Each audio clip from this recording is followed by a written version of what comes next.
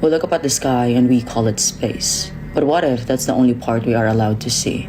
What if creation is far more bigger than what human eyes, tools, or even equations can actually measure? Science tells us that the universe is expanding.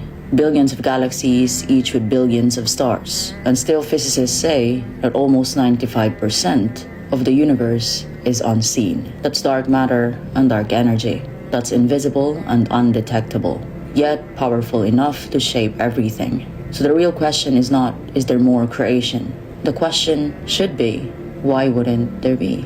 In physics, we've learned something unsettling. Reality doesn't stop where perception ends. There may be extra dimensions hidden, layers of existence folded into space itself. Particles appear and disappear. Forces act without being seen. We don't observe everything directly.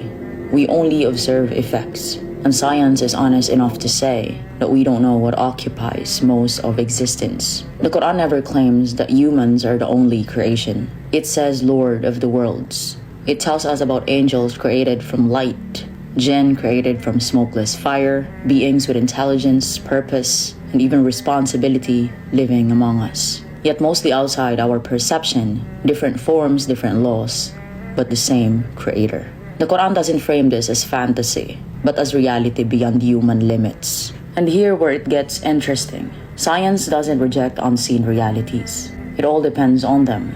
Gravity was unseen before it was understood. Atoms were invisible before they were proven. Truth didn't appear when humans discovered it. It was always there. So when the Quran speaks of creation, especially the one that we cannot see, it doesn't clash with science, but it humbles it. We often ask, why can't we see them? But a better question should be this: why do we assume we should?